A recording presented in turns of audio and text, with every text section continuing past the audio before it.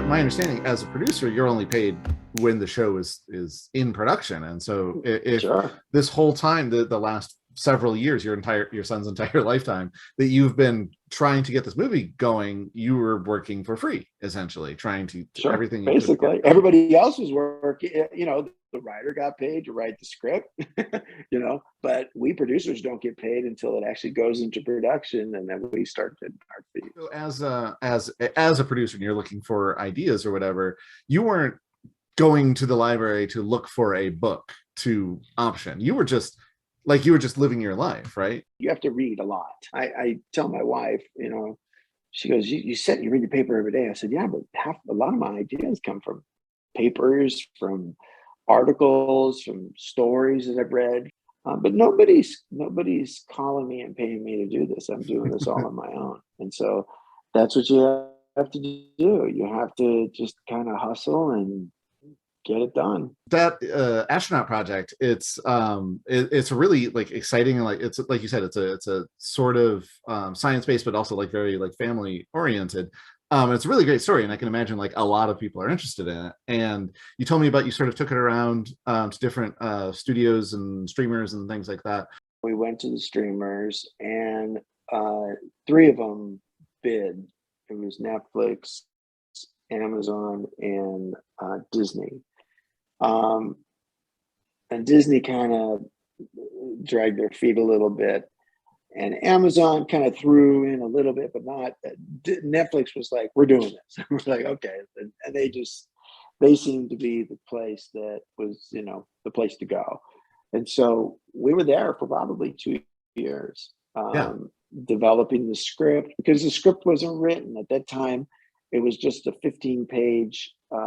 We Our writer put together like a 15-page presentation, and so she pitched it off of those 15 pages, and they fell in love with the story, and so then they paid her to write it, and it took months to do a deal, and then finally get her to write it, and then it was good, but she was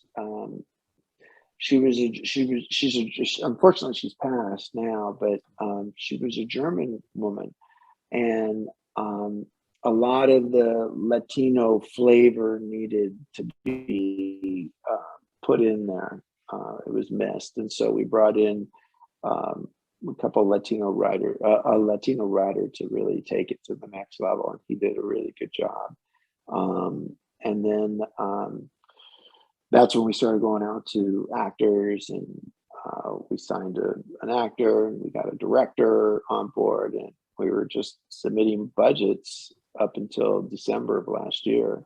And right before Christmas, we got a phone call, unfortunately, that Netflix had changed their mind, that they had some internal things going on, and that they were going to put the in turnaround. So they put it in turnaround, and turnaround is like a pool of scripts that people have put money into.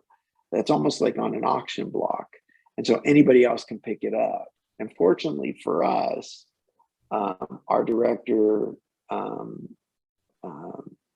was having dinner with the head of Amazon and was telling her about what she was doing, and she was like, "Oh, we would have done that movie." And so in January, we said, "Well, you can now." And so they picked it up, and so now we're back on track, which is I'm very grateful that happened. For anyone who's watching this later on, this is the internal strife was Netflix lost a bunch of subscribers and their stock tanked in the last like couple of weeks, and they cut way back. But you were able to switch to Amazon basically just because somebody had lunch with somebody. Well, they had, yeah. I mean, the director was having lunch with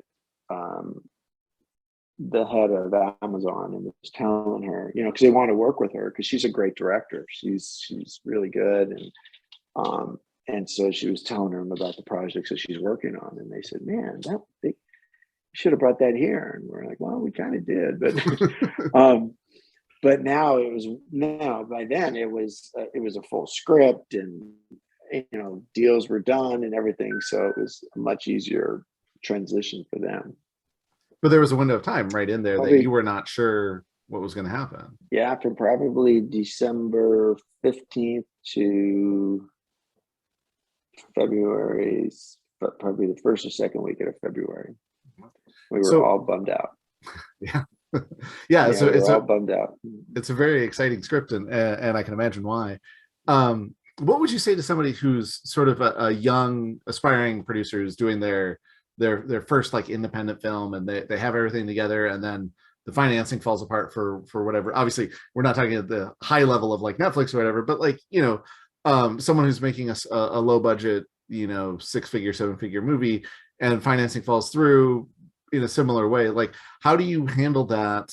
How would you suggest to a young person handling that emotionally, or like how do you deal with something like that where you think everything the thing you've been working on for years is gone?